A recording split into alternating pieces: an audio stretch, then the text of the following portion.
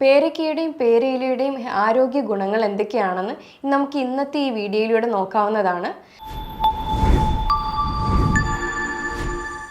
എൻ്റെ പേര് doctor Sandra Ajith, medical officer, Prana nature care centre, Kollam. സാധാരണയായി ഇത് എല്ലാ വീടുകളിലും കണ്ടുവരുന്ന ഒന്നാണ് പേരയുടെ മരം.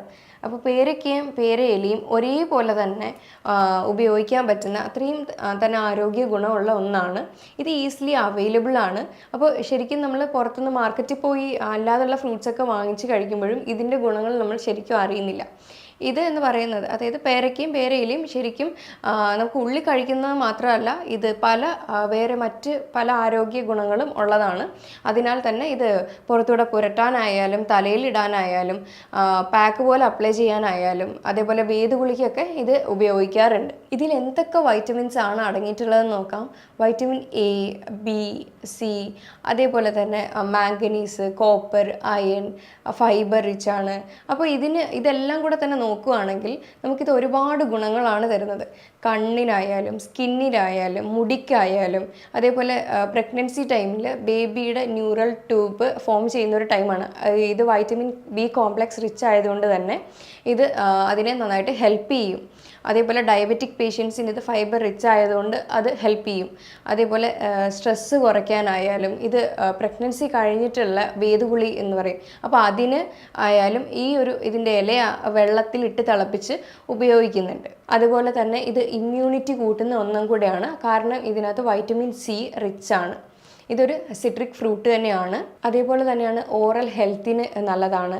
അതേപോലെ വായ്പുണ്ണ് കാര്യങ്ങളൊക്കെ വരികയാണെങ്കിൽ അത് അങ്ങനെ ചെയ്യാം. അതേപോലെ സ്കിന്നിൻ്റെ ഹെൽത്തിനായാലും താരൻ്റെ പ്രശ്നമുള്ളവർക്കാണെങ്കിലും ഇതൊരു പാക്ക് പോലെ അപ്ലൈ ചെയ്തിട്ട് ഇടാവുന്നതാണ്. ഇത് മെൻസ്ട്രൽ പെയിൻ ഉള്ള സ്ത്രീകളിലാണെങ്കിൽ അവർക്കും ഇത് കഴിക്കാവുന്നതാണ്.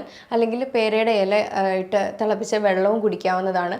പിന്നെ ഇതിനൊരു പ്രത്യേക പ്രോപ്പർട്ടി ഉണ്ട്, കൂളിംഗ് പ്രോപ്പർട്ടിയാണ്. ചൂട് കാലങ്ങളിൽ ഇതിൻ്റെ ഇലയിട്ട് വെള്ളം തിളപ്പിച്ച് കുളിക്കുന്നത് നല്ലതായിരിക്കും. അപ്പോൾ ഇനി ഇത് എങ്ങനെ ഉപയോഗിക്കും എന്ന് നോക്കാം. പനി വരികയാണെങ്കിൽ നമുക്കിത് ആവി പിടിക്കാൻ നല്ലതാണ്. ആവി പിടിക്കാൻ എന്ന് പറയുമ്പോൾ വെള്ളത്തിൽ ഇത് കുറച്ച് ഇല എടുത്ത് നന്നായി തിളപ്പിച്ച് ആ ഒരു ആവി കൊള്ളാവുന്നതാണ്. അതേപോലെ ഡാൻഡ്രഫ് ഇഷ്യൂവിനാണെങ്കിൽ ഇതൊരു പാക്ക് പോലെ അരച്ച് തളിരില അരച്ച് അപ്ലൈ ചെയ്യാവുന്നതാണ്. ഇതും ഏറ്റവും നല്ലൊരു റിസൾട്ടാണ് തരുന്നത്. അതേപോലെ ഇത് ഓറൽ ഹെൽത്തിന് ഇമ്പോർട്ടൻ്റ് ആണെന്ന് നമ്മൾ പറഞ്ഞായിരുന്നു. അപ്പോൾ ഇതിൻ്റെ കുറച്ച് ഇല എടുത്തിട്ട്, കുറച്ച് കുറുന്തോട്ടിയുടെ ഇല എടുത്ത് കുറച്ച് മഞ്ഞളൊക്കെ ഇട്ട് നല്ലോണം തിളപ്പിച്ച് അതൊരു ചൂടാറിയ ശേഷം ഇളം ചൂട് വെള്ളത്തിൽ ഇതിന് വായിൽ കൊണ്ട് കുപ്പിളിച്ച് കളയുന്നതും ഏറ്റവും നല്ലൊരു റെമഡിയാണ്. കാരണം എന്തെങ്കിലും ഇൻഫെക്ഷൻസോ കാര്യങ്ങളോ ഒക്കെ ഉണ്ടെങ്കിൽ ഇത് കുറയ്ക്കും.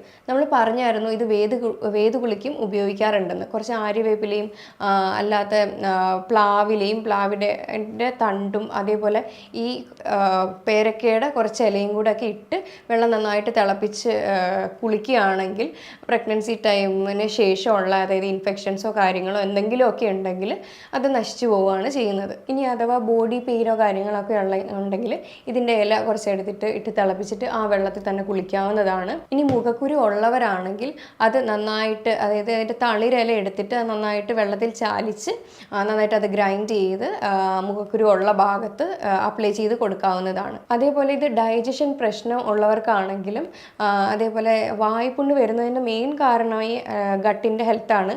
അപ്പോൾ ഗട്ട് ആദ്യം ക്ലിയർ ആക്കിയതിന് ശേഷം വേണം. അങ്ങനെ ചെയ്യുമ്പോൾ തന്നെ നമ്മുടെ വായ്പുണ്ണിൻ്റെ ബുദ്ധിമുട്ടുകളെല്ലാം മാറും.